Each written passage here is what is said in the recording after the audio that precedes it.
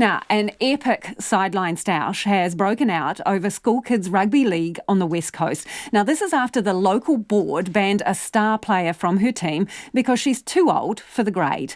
The girl plays for the under-9s Runanga team, but is in fact nearly 10. West Coast Rugby League says the parents sought an exemption for her to keep playing in that grade, but it was turned down. And the coach, who is also the girl's father, keeps playing her in the under-9s. Chairman of West Coast Rugby League, Brad Tacon, explains. This was the decision that the board made right at the start of the year, and I believe it's always been that way. That you play in your own age group, and you have to understand if we just let any parent let their kids play on any grade that they felt their kids could play on, then we'd have made him every week. So what team could she play in? She has been asked many a times to go and play in the proper age group, which is under 11s. And is there a local team on offer for her in that age group? Yes, most definitely, and the parents are well aware of that. Right. So it appears that it did become a problem at a game recently. You were there. What happened? Well, we were there. I was there on behalf of the board with two other board members. The week previous, there was some complaints from an opposition team about some foul play and language, etc. And so at a committee meeting, the board decided that they should have someone at the game just to be there and observe, and the school in question played, which she was clearly not allowed to. And then, yes, there was a bit of scuffling and verbal words exchanged between family members and coach and partner towards us as a board. So just to be clear, Brad, this was the scuffle, as you say, it was over the girl being played, was it?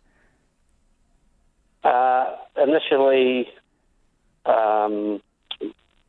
myself and a couple of other board members were copping abuse from the daughter's mother, and then her brother got involved, and a member of the public then stepped in to sort of try and calm the situation, and then the scuffle broke out between them two.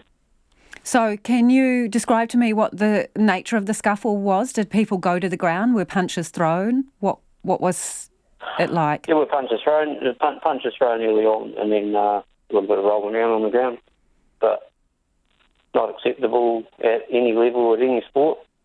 When punches were thrown, how did the kids react who were there? Oh, the kids were terrified. Yeah, that was something that kids of that age shouldn't see on the sideline. It was disgusting. How could you tell they were frightened? What did they do? Oh, there was kids crying. There was, these are parents of some of the kids, so they didn't want to see that sort of stuff happening. We weren't there to have this sort of thing happen. It was totally out of control and totally unnecessary. Did you try to stop her playing? Was that part of the issue? Yes, we were there to, like I said, we were there to enforce the rule that she was not to play. So I understand that the opposing team had agreed to her being on the field. Was that the case, that they were quite happy for her to play? I believe so, yeah. And when the decision was made right at the start, that the decision was that she was not to play, that the opposition coaches was not, no part of it were they to agree. It was the ruling that she was too old to play in that grade. Right, so despite the fact that there was a ruling around this, both teams on the day were happy for this girl to play, but board members intervened and said the rules were the rules and she shouldn't play. Mm-hmm. Yep. So, how good a player is this girl? She's very good. Very, very good. And from what we've seen and what other people have seen, she is too good to play on that grade. So is that the issue? She's just too good, rather than her age? No, well, I mean, she's almost 10, so she should be playing in the under-11s. She's way too good to play in a team against 9-year-olds who are not 9 yet. Do you think that that team has an unfair advantage as a consequence of continuing to play this player? Well, yeah, clearly. I mean, she scored 2 tries while we were there in the short time she was there. She's a very dominant player. And you would expect that at being almost a year too old to play on that grade. So, who keeps playing? We have other kids in other grades who are 2, 3, 7 days too old to play in the same grade who have to go and play in the under-11s and have done so. So who keeps playing her from her team or club? Who keeps putting her on the field? The coach. And what relationship is the coach to this? Father. So her father is the coach and he continues to put her on the field? That's correct. So what's happening now in terms of the fisticuffs and this decision which is being ignored?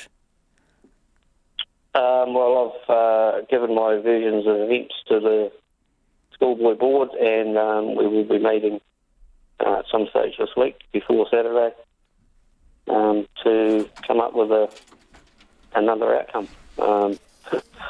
It's like I said earlier, if people aren't going to listen to what we're the governing body of the game, if people are going to go out and make their own decisions on what they should do, then we're going to get nowhere every week. So this has to stop. And that's Brad Tacon, and we'll be following up on this story and speaking to the girl's father, who, as we mentioned, is also the coach of the team after 6 o'clock.